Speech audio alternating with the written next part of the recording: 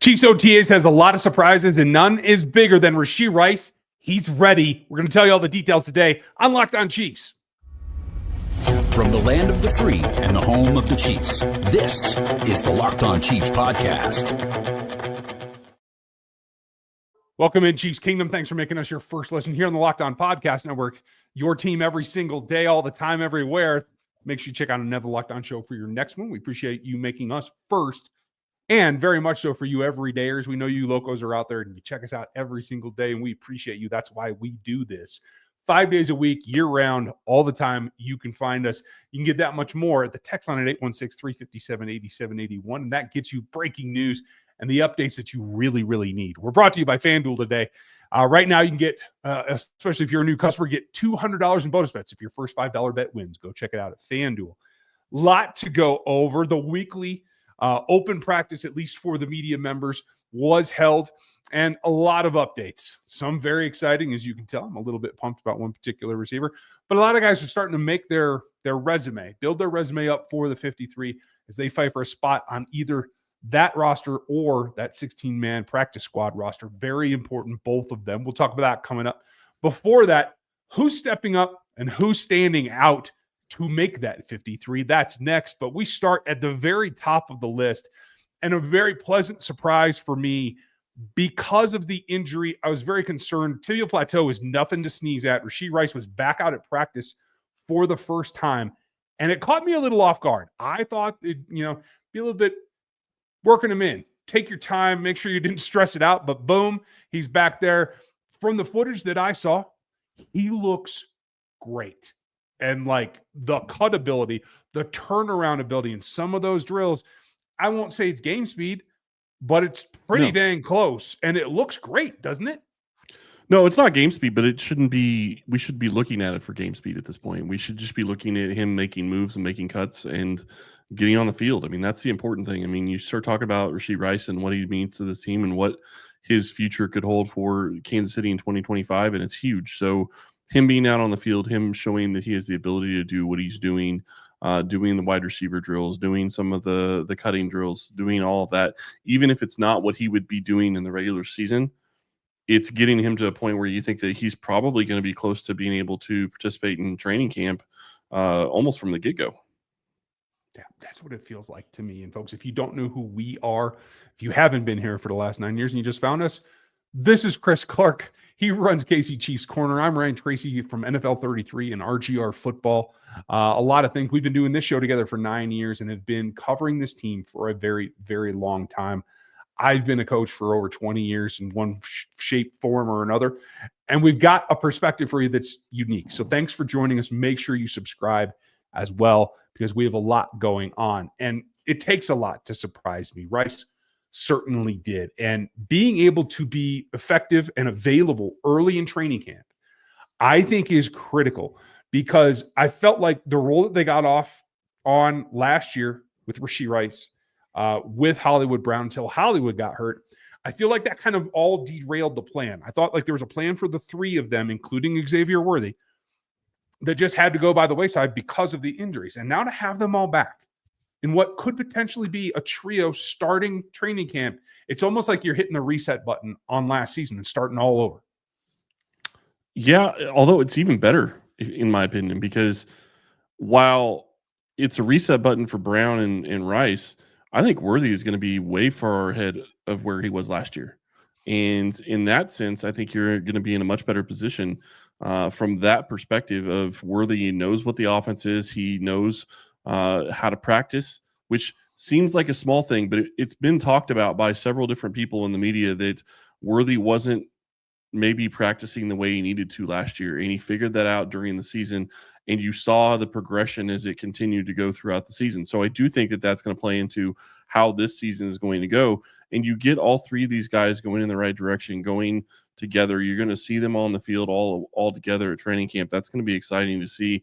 And then you start talking about the other guys that you're adding to the mix. And, a guy like Jalen Royals, maybe a guy like Tyquan Thornton, who we've seen do different things. I mean, you have some different players at the wide receiver position. And even to an extent, Juju Smith-Schuster, who wasn't here during OTAs last year, those are all guys you didn't have this time last year getting ready to go for training camp. Yeah. And a full group only makes you that much stronger to begin with. We'll talk about some of who's stepping up and standing out in the coming segment here in a second.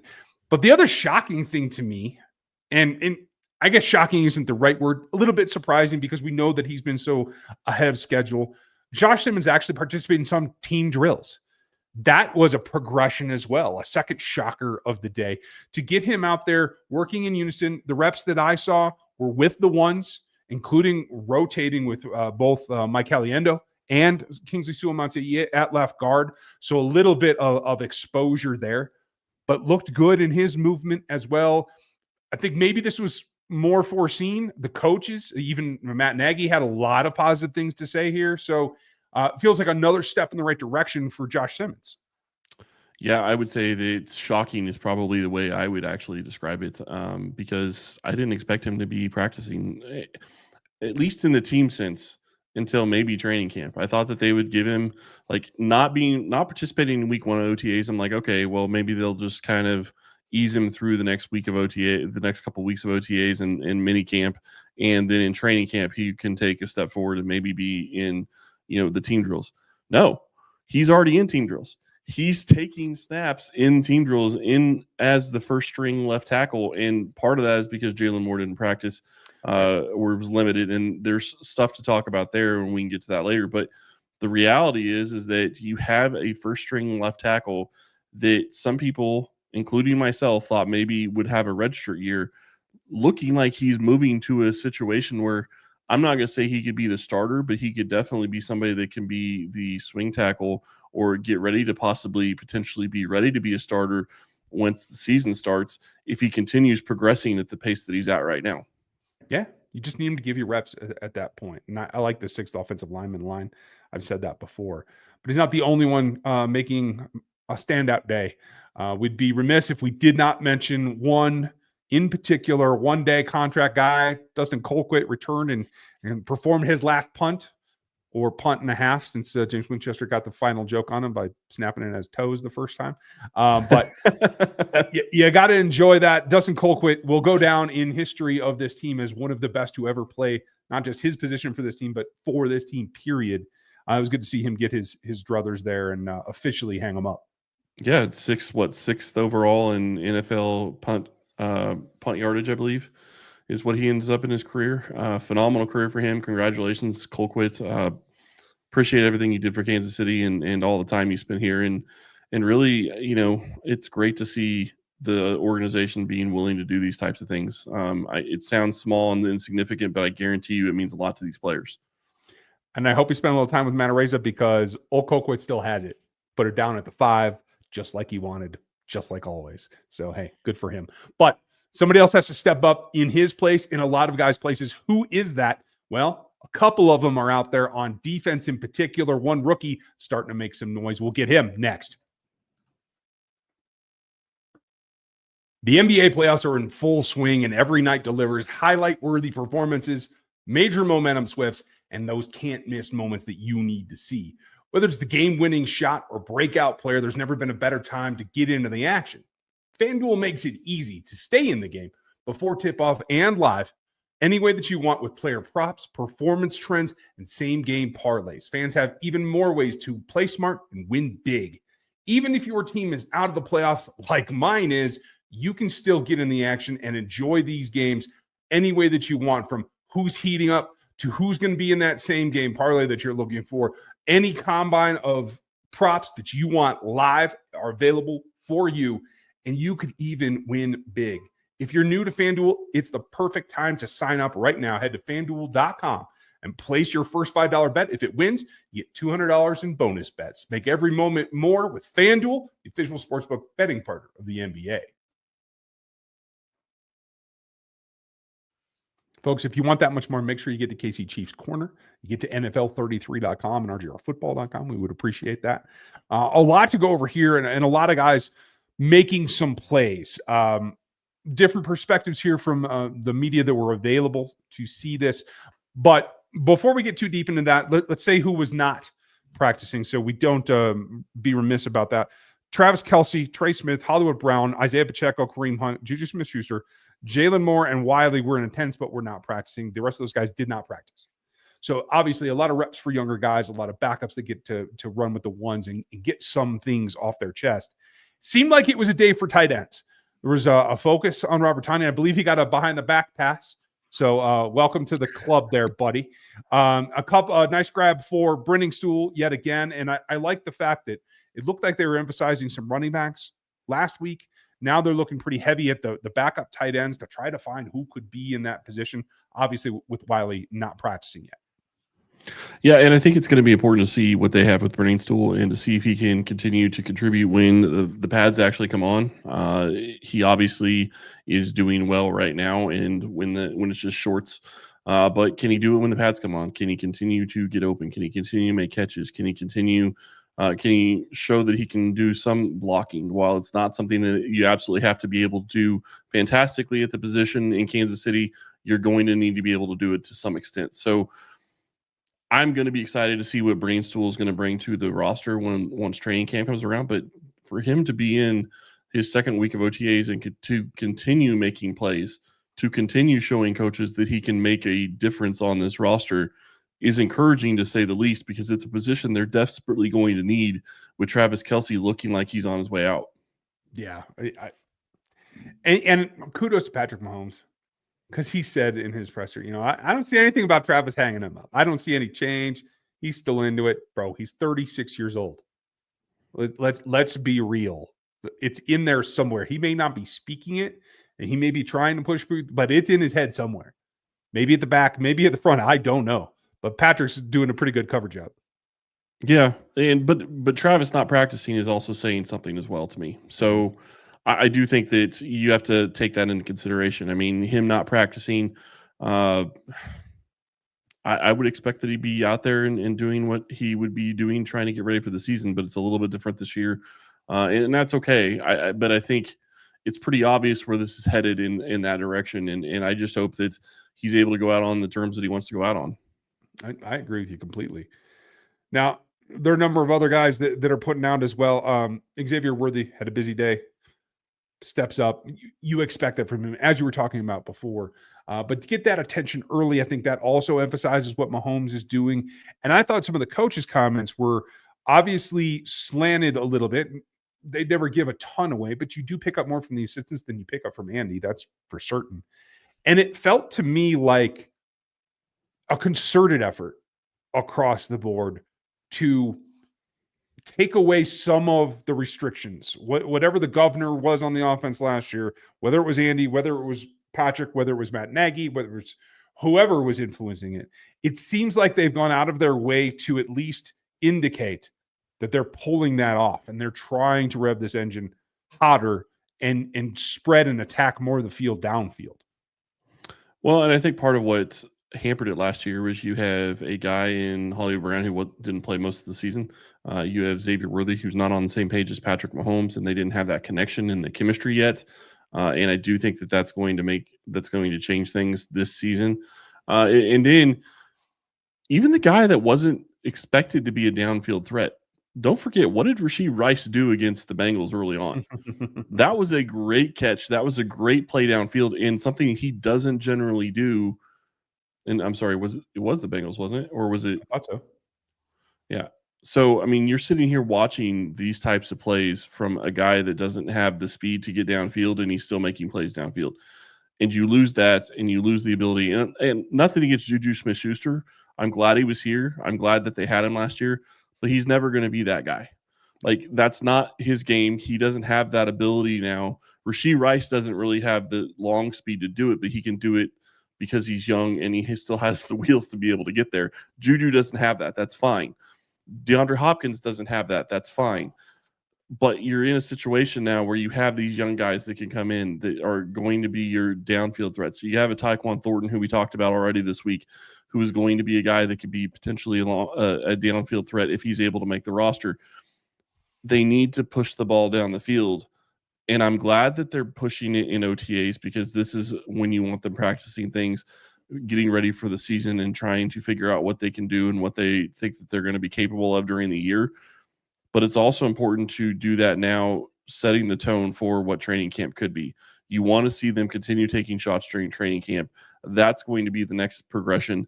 But the progression that I'm going to be waiting for, which is way down the road, is to watch Andy Reid still be airing it out during the regular season and to be pushing the ball and trying to push the offense, even if they're up 14 points. That's going to be the next evolution of this offense. I certainly hope so. And again, folks, thanks for joining us on a special live stream edition of Locked On Chiefs. People would be remiss. I don't want to mischaracterize Juju in his current evolution, and that is, if Juju Smith-Schuster is your fifth wide receiver, knowing that Jalen Royals is a Rasheed Rice type that can do some of those same things, if he's your possession receiver at number 5, you're in really, really good shape. Yeah, absolutely. Yeah. And I mean, I don't even know where you would stack Rasheed Rice. If he is able to come back and be what he looked like last year, is he wide receiver 1 and Hollywood's wide receiver 2? I mean, that's kind of where you are at this point. And then we don't even know what Xavier Worthy is going to look like. We have an idea of what he did last year, but between year 1 and year 2, he could have a huge improvement. And, you know, is him taking care of his body during the offseason, is him getting ready for this year going to make him look differently, and being in a strength program completely different going into the NFL. It's going to be interesting to see what he's able to do in year 2 as well. Yeah, I agree. And if everything's gone to plan, where he's going to be is the last nail in the coffin for most of these teams. That's what it's going to be. He's going to have some help, though. You have to build your resume to make this roster. Who's doing it? Coming up next.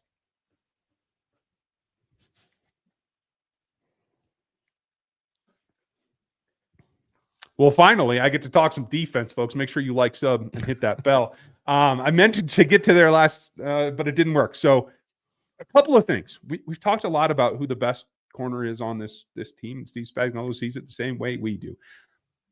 Kudos to Christian Fulton for bringing an edge and an attitude, much like he did when he came out. But CB1 and Trent McDuffie, that's not a question. And unlike years past, he's put back-to-back weeks together where he's taking the ball away from Patrick Mahomes. And that's all that matters to me, because that's the only thing in his evolution that I feel he needs to improve on. Because at this point, he's consistent, he's tenacious, he's able to track the number 1 receiver across whatever field they're playing on. He just hasn't had that kind of impact in changing possessions until a couple of plays last year.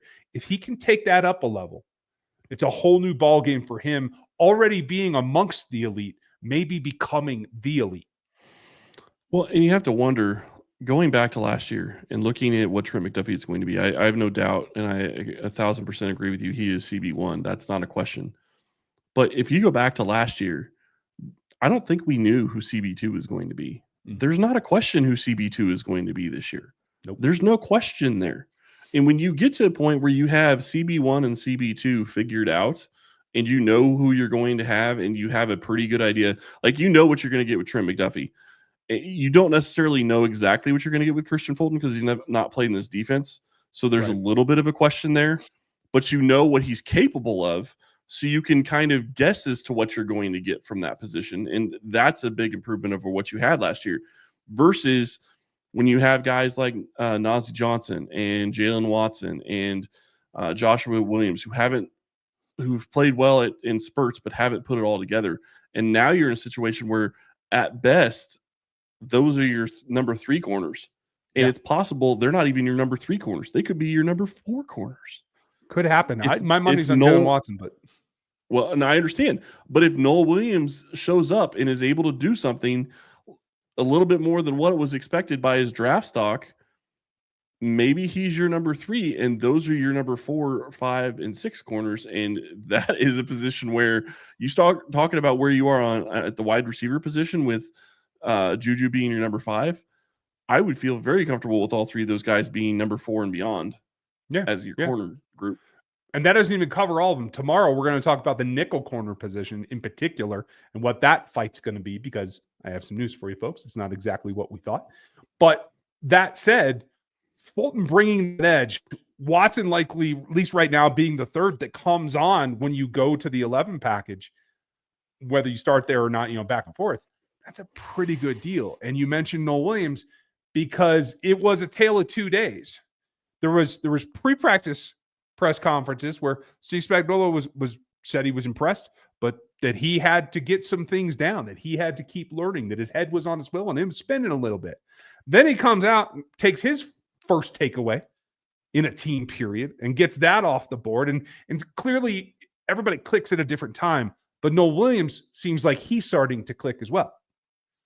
Yeah, and that's what's exciting about all this is if you can get that from your third round pick in 2025, a guy that I think if Kansas City was being honest, didn't expect to maybe even be in the role of maybe even starting this year as being one of those top three, because I think that they figure that they already have the depth that's going to be able to take it, but they do need corners because all three of those guys are going to be free agents next year. So you need that depth. So it makes sense to go get that guy. But if he can come in and be your CB3 and as a rookie, you're set. I mean, you have Christian Fulton next year. You have Trent McDuffie for sure next year. If you could get those three as your starters for 2025, you're already set for 2026. And then you're just trying to build and see what you can do after that. So this is a very enviable position if he can get to a point where he starts getting his head going in the right direction. And I'm not trying to be critical of him because he's a rookie. He's got to learn. He's got a lot of things that he's got to get figured out. And that all happens during, you want that to happen in OTAs. You want that to happen in these types of periods where the reality is it's all about trying to improve and get better. It doesn't matter if you get beat on the field. As long as you learn from it and get better and get your 1% better every day, that's all that the coaches are really wanting to see with OTAs is, can you understand your assignment, do your assignment, and if you messed up something the day before, get it right the next time you have that. Yeah. And that's about the consistency you try to build in OTA so that you can bring that to camp. Then you build it farther in camp, you bring that to the regular season. It is all a stepping stone. And the thing that's been quiet in terms of reporting, but I actually take it as a positive takeaway after a couple of conversations, is that the safety pair of Jaden Hicks and Brian Cook have been solid, have been foundational. Nothing too terribly flashy. I think Hicks had one takeaway, or at least a PBU here in a team session, but they're rolling with it. The absence so far of Justin Reed is not something that's taking away from the defense as a whole. And right now, these guys are rounding into what the expectations are for their 2025 season to contribute to the back end of the secondary that they have to have so badly to allow the pass rush to evolve. And I think the big key here is you're not going to necessarily see Justin Reed's absence until they get on the field, because his experience, his veteran knowledge, his ability to lead is going to be something I think that you could miss on the field. But you're in a situation now where you have two young guys that are going to be your starters, and they're going to be getting the majority of those snaps. They're going to be out there. They're going to be getting all the experience. And while they aren't going to be able to get to be a vet like what they had with Justin Reed, with Jaden Hicks taking his place, Hicks can still step in and be a leader in that role. He doesn't have to be Justin Reed. Trent McDuffie, I think, is going to have to take a step forward because he is the guy that is going to be on that defense that everybody's going to be looking for because he's the best player in that skill group in the DB room. They're all going to be looking at him. And I don't think that that's a role he's going to shy away from.